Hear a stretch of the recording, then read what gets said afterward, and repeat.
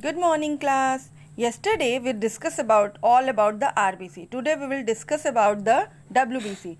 WBC, white blood cells or white blood corpuscles, known as leukocytes. Life span कितना होता है? 1 से 2 दिन का, या फिर 1 से 2 घंटे, 1 से 2 घंटों से लेके 1 से 2 दिनों तक इसका लाइफ स्पैन हो सकता है। आरबीसी का लाइफ स्पैन कितना था? 120 डेज। नंबर्स 6000 to 8000 पर mm क्यूब्स होते हैं, जबकि आरबीसी के कितने थे? 5 to 5.5 मिलियन पर mm क्यूब थे।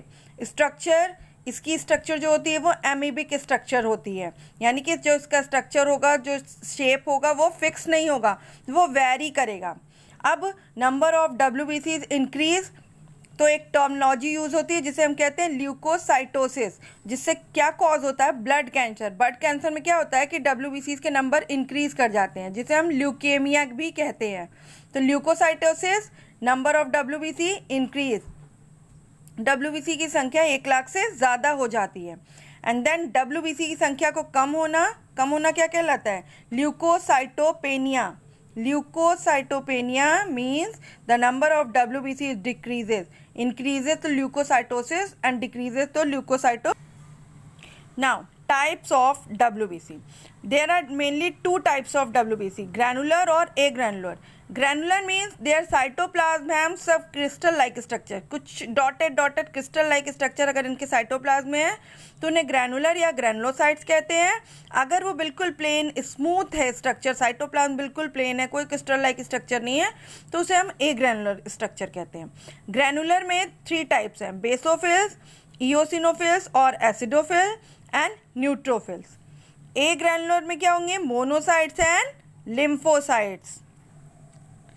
अब क्या है कि हमें दिमाग में रख के चलना है कि बेसोफिल, इओसिनोफिल एंड न्यूट्रोफिल्स, ये तीनों क्या हैं? ग्रैनुलर हैं।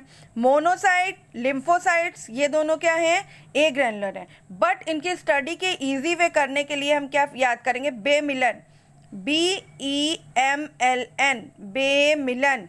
बेमिलन, बेसोफिल्स, इओसिनोफिल्स, मोनोसाइट, लिम्फोसाइट और न्यूट्रोफिल्स। ये क्यों किया? अब देखिए यहाँ पे परसेंटेज देखते हैं, तो परसेंटेज के हिसाब से बेसोफिल्स क्या होते हैं? सबसे कम होते हैं, एंड न्यूट्रोफिल्स क्या होते हैं? सबसे ज़्यादा होते हैं।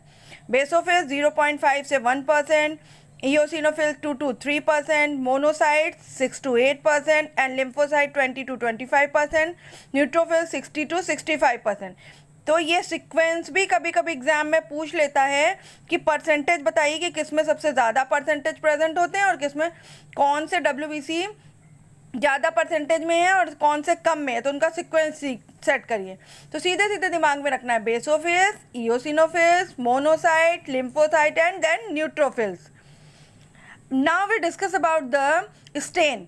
अब देखो क्लियर, ये समझ लो, इओसिनोफिल्स को एसिडोफिलस भी कहते हैं, तो ये एसिडिक ले लेगा। इओसिनोफिल्स को एसिडोफिलस भी कहते हैं, तो ये एसिड डाई से कलर हो जाएगा। न्यूट्रोफिल्स यानी न्यूट्रल, यानी एसिड और बेसिक दोनों डाई से कलर हो जाएगा, उदासीन होगा, न्यूट्रल होगा। बाकी जितने भी बचे हुए आपके सेल्स हैं या टाइप्स हैं वो क्या होंगे? बेसिक होंगे। Clear? Next, structure of the cells. अब स्ट्रक्चर्स के बारे में देखेंगे कि डब्ल्यूबीसी जो 5 तरह की हैं उनके जो न्यूक्लियस है उनका स्ट्रक्चर कैसे है। तो हम यहाँ एक ट्रिक याद करेंगे, संभल कर हंस।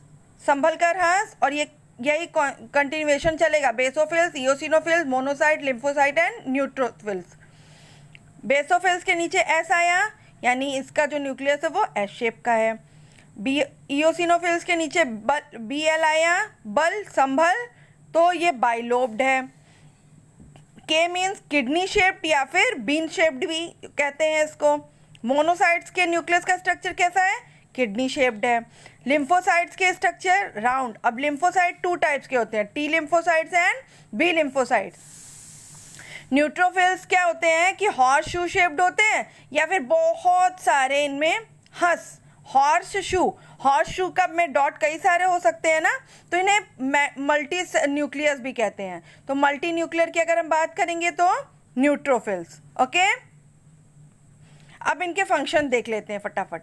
बेसोफिल्स हिस्टामिन, सेरोटोनिन और हेपेरिन का स्त्रावण करता है। यानी कि हिस्टामिन, सेरोटोनिन और हेपेरिन कहाँ से सिक्रेट होगा? बेसोफिल्स से।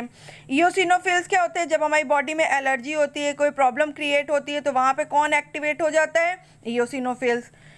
मोनोसाइट्स क्या होते हैं? ये फैगोसाइटिक होते हैं। जितने भी एंटीजन्स हमारी बॉडी में इंटर करते हैं, इनको फटाफट ये खा लेते हैं। लिम्फोसाइट्स क्या करते हैं कि जब हमारे बॉडी में एंटीजन आ गए तो उनसे फाइट करने के लिए एंटीबॉडीज सिक्रीट करते हैं। न्यूट्रोफिल्स क्या होते हैं? ये पॉलीमोरल न्यूक्लियस है, पहले ही बता दिया कि कई सारे न्यूक्लियस प्रेजेंट होते हैं, हॉर्स शू शेप्ड होते हैं, और ये क्या करते हैं? मोटाइल होते हैं। मोटाइल होके यानी एक जगह से दूसरी जगह पे जाकर उन्हें खा लेते हैं। जो भी एक्स्ट्रा बॉडी में हमारे सब्सटेंसेस आए हैं उन्हें हम एंटीजन कहते हैं, और उन्हें खाने का काम कौन करेगा? न्यूट्रोफिल्स करेंगे। अब मोस्ट इम्पॉर्टेंट थिंग, सबसे छोटी WBC लिम्फोसाइट्स, सबसे बड़ी WBC monocytes, and they both are agranular. दोनों में ग्रैनुल्स नहीं पाए जाते हैं। सबसे कम WBC का परसेंटेज बेसोफिल्स, चार्ट से ही क्लियर हो गया था। और सबसे ज़्यादा WBC के परसेंटेज किस में कौन सा होता है? तो न्यूट्रोफिल्स सबसे ज़्यादा होते हैं।